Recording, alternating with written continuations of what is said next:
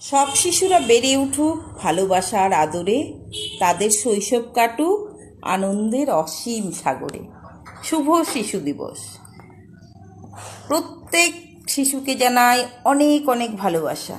আর শিশু দিবসে সকল শিশুর সুস্থতা এবং আনন্দময় জীবন কামনা করি। জওহরলাল নেহেরুর জন্মদিবস আর শিশু দিবস, এই উপলক্ষে আমার সোনা বাবার ক্ষুদ্র চেষ্টা খুব অল্প সময়ের মধ্যে পুরো কাজটি করলো। স্কুল থেকে একজন শিক্ষক জওহরলাল নেহেরু এঁকে দিতে বললেন।